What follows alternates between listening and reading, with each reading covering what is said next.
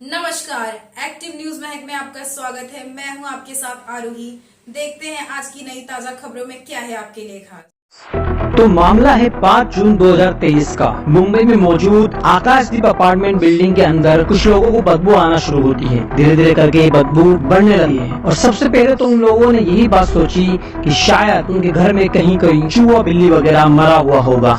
और जब लोगों ने अपना पूरा घर छान मारा तो उन्हें कुछ भी नहीं मिला। लेकिन धीरे धीरे जब आखिर में पता चलता है कि असल में यहाँ पर क्या हुआ था तो सबकी आंखें फटी की फटी रह गई। लेकिन क्या हुआ था यहाँ पर, असल में बदबू किस चीज की थी और आखिर में उन लोगों ने ऐसा क्या देख लिया था कि उनकी हालत खराब होने लगी थी।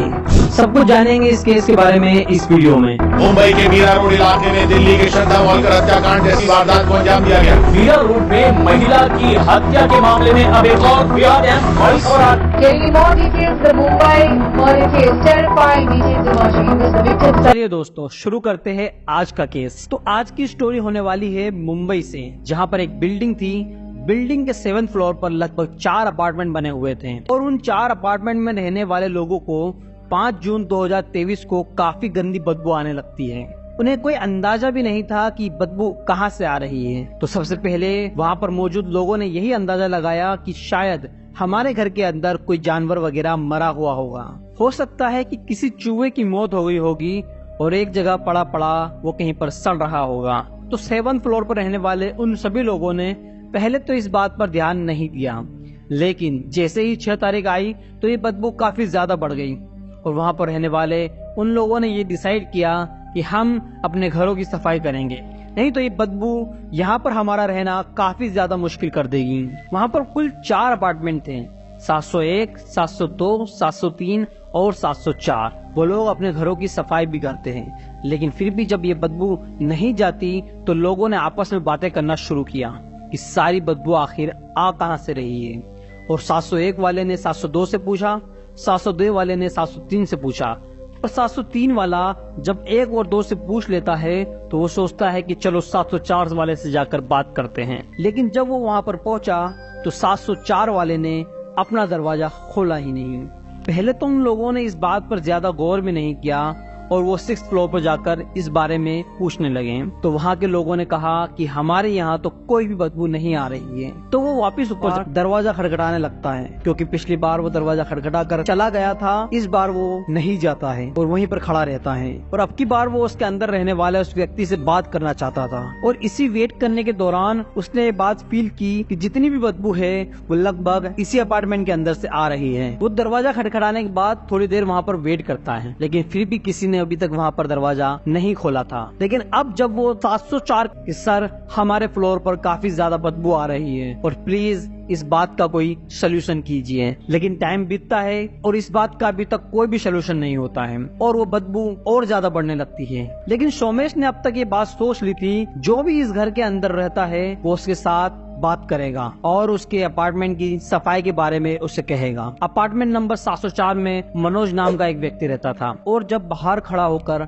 सोमेश इन सभी बातों के बारे में सोच रहा था कि तभी मनोज बाहर आता है। तो सोमेश मनोज से कहता है कि तुम्हारे अपार्टमेंट से काफी ज्यादा गंदी बदबू आ रही है और इस बदबू के कारण हमारे 7th फ्लोर पर पूरी तरह से ये बदबू फैल चुकी है। तो तुम इसका कोई जुगाड़ क्यों नहीं करते हो और तुम अपने अपार्टमेंट की कोई सफाई वगैरह कर लो यार, हो सकता है कि कोई जानवर अंदर मरा पड़ा हो। लेकिन मनोज ने कहा, अच्छा बदबू आ रही है, इस बारे में तो मुझे कुछ पता ही नहीं था। चलो मैं शाम को जैसे ही आऊंगा तो हम लोग यहाँ पर सफाई कर देंगे। और वो इतनी बात बोलते ही वहाँ से तुरंत निकल जाता है। सोमेश भी हक्का बक्का रह जाता है कि हम लोग बाहर रहकर इस बदबू से इतने ज्यादा परेशान है तो ये अपने पास ही इतनी सारी बदबू के साथ किस तरह जी लेता है। जरूर यहाँ पर किसी न किसी तरह की प्रॉब्लम है। तो उसने 701, 702 में रहने वाले लोगों से भी इस बारे में बात की और वो तीनों ही जा पहुँचते हैं बिल्डिंग मैनेजर के पास। और जब इन तीनों ने मिलकर डिस्कस किया तो उन्हें याद आया कि दिल्ली में कुछ दिन पहले एक हादसा हुआ था, जहाँ पर एक बंदे ने एक लड़की को बड़े ही बुरे तरीके से काट कर फ्रिज में सेट कर दिया था। और हो सकता है वही मामला हमारे यहाँ पर भी हो, क्योंकि 704 में रहने वाला मनोज और उसकी पत्नी सरस्वती ये दोनों ही काफी ज्यादा अजीब हैं। क्योंकि 7th फ्लोर पर कुल 4 अपार्टमेंट है, 701, 702, 703, 704। इन तीनों की आपस में बड़ी अच्छी बनती है, लेकिन 704 वाले मनोज की अगर बात की जाए तो वो बिल्कुल चुपचाप रहता है और उसकी वाइफ भी ज्यादा किसी के साथ नहीं होती। और हो सकता है वहाँ पर किसी न किसी तरह की कुछ प्रॉब्लम चल रही हो।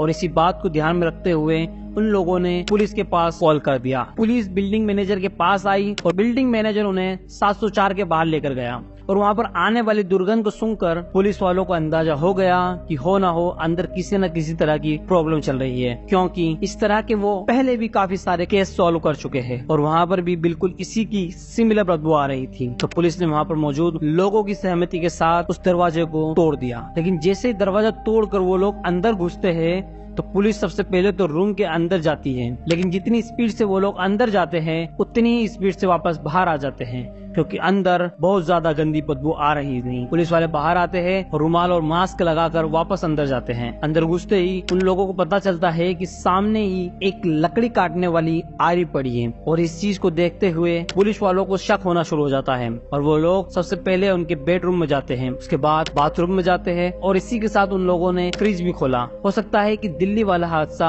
यहाँ पर फिर से दोहराया गया हो, लेकिन इन सभी जगहों पर कुछ भी नहीं मिलता है। जिसके बाद आखिर में पुलिस पहुंचती है उनके किचन में और किचन का हाल देखकर पुलिस वालों को पूरा मामला समझ में आने लगता है कि आखिरकार बदबू क्यों आ रही थी, क्योंकि वहाँ पर कुल 2 बाल्टियां और एक टब रखा हुआ था और उन सभी में खून भरा हुआ था। इसी के साथ उनके अंदर छोटे छोटे मांस के टुकड़े भी थे, लेकिन पुलिस को कोई अंदाजा नहीं था कि आखिर ये मांस के टुकड़े किस चीज के हैं और उन लोगों ने यही अंदाजा लगाया कि यहाँ पर कोई न कोई गलत काम चल रहा है। लेकिन कुछ लोगों का अंदाजा ये भी था कि हो सकता है ये कोई कसाई टाइप का व्यक्ति हो और इसने ये सारे टुकड़े किसी जानवर के कर रखे हो। लेकिन कुछ ही देर बाद पुलिस का ये कंफ्यूजन पूरे तरीके से दूर हो गया जब उन लोगों ने उस डब्बे में मौजूद एक टांग को देखा और टांग देखते ही उन्हें पता चल गया कि ये किसी और की नहीं जबकि इंसानी टांग है। लेकिन इंसानी टांग के अलावा उस टब के अंदर उन बाल्टियों के अंदर छोटे छोटे और भी बांस के टुकड़े मौजूद थे। पुलिस अपनी थोड़ी और इन्वेस्टिगेशन करती है, जिसके बाद पुलिस को पता चलता है कि यहाँ पर एक कुकर भी मौजूद है जो कि अब बंद है। लेकिन पुलिस वालों ने जैसे ही उस कुकर को खोला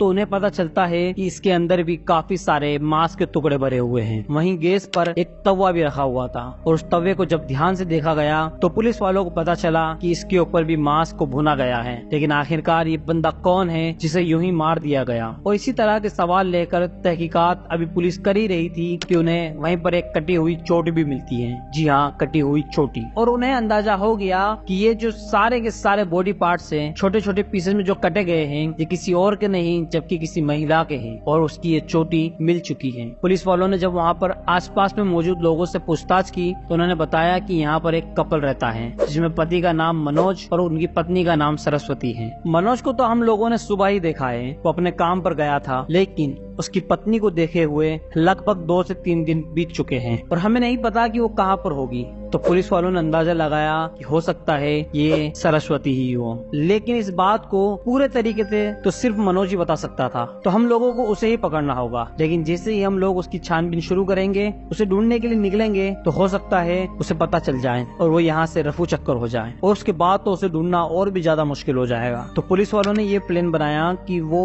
अपने 2 ऑफिसर्स को सिविल ड्रेस में यहीं पर छोड़ देंगे और हम लोग बाहर जाकर उसकी वेट करेंगे। तो वहाँ पर रहने वाले उसके पड़ोसियों ने सिविल ड्रेस में बैठे हुए पुलिस वालों को ये बात बता दी कि यही मनोज है। पुलिस पूरे प्रबंध के साथ उसके वेट में वहाँ पर बैठी हुई थी, जिसके कारण उसे वहीं पर पकड़ लिया गया। वो लोग उसे अपने साथ पकड़कर लेकर जाते हैं और जब उससे पूछताछ की गई कि यहाँ पर क्या चल रहा था और तुम्हारी पत्नी कहाँ पर गई है, तो मनोज ने कहा कि चलो सर, मैं आपको सारी बात ठीक से बताता हूँ, वैसे इसमें मेरी कोई गलती नहीं है। तो पुलिस वालों ने कहा कि गलती किसकी है वो तो हम लोग डिसाइड कर ही लेंगे, लेकिन तुमने क्या कुछ कारनामे रचे हैं उसके बारे में हमें थोड़ा खुलकर बताओ। और उसने वो सारी की सारी बातें पुलिस को बताना शुरू की जो कि उसकी जिंदगी में घटी थी। उसने बताया कि वो सबसे पहले बोरीवाली में रहा करता था अपने माता पिता के साथ, लेकिन काफी टाइम पहले उसके माता पिता गुजर जाते हैं और उसके बाद उसने नौकरी करना शुरू किया एक परचून की दुकान पर। दुकान से जितने पैसे मिला करते थे वो उनसे अपना काम चलाने लगा और यही परचून की दुकान पर उसकी मुलाकात हुई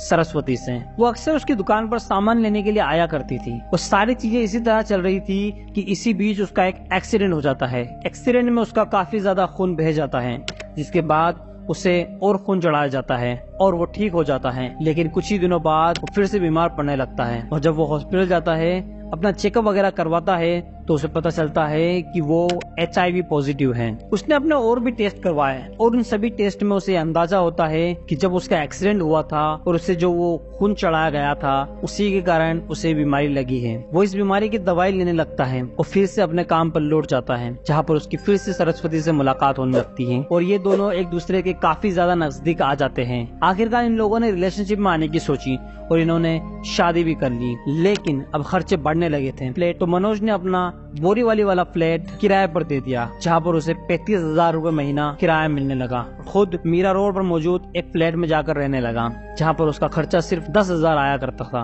तो सीधे सीधे उसके पास 25,000 बचने लगे और दूसरी तरफ वो नौकरी भी कर रहा था, तो उसका खर्चा भी बड़े ही मजे से चल रहा था। अब चूंकि सरस्वती भी उसके पास आ चुकी थी, तो वो दोनों ही मीरा रोड पर उस बिल्डिंग में रहने लगते हैं, यानी कि रूम नंबर 704 में। अब सरस्वती जो है वो मनोज से मिलने से पहले एक अनाथालय में रहा करती थी, क्योंकि उसके माता पिता के बीच लड़ाई हो गई थी।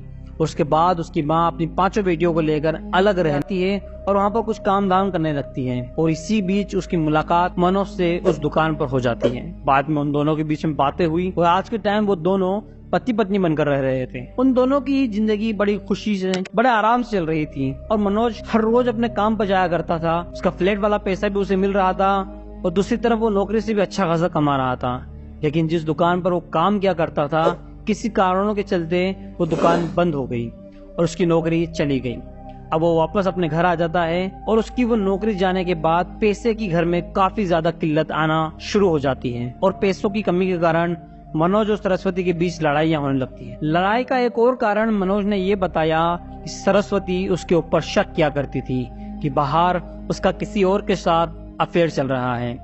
मनोज ने काफी दिनों तक सरस्वती को समझाया, लेकिन वो नहीं मानी और एक दिन ऐसा आया जब वो वापस काम ढूंढकर अपने घर पहुंचा तो उसने देखा कि सरस्वती ने जहर पी लिया है और उसकी मृत्यु हो चुकी है। पुलिस वालों ने पूछा, अगर उसने जहर खा लिया था और वो मर गई थी तो तुमने पुलिस में कंप्लेंट क्यों नहीं की?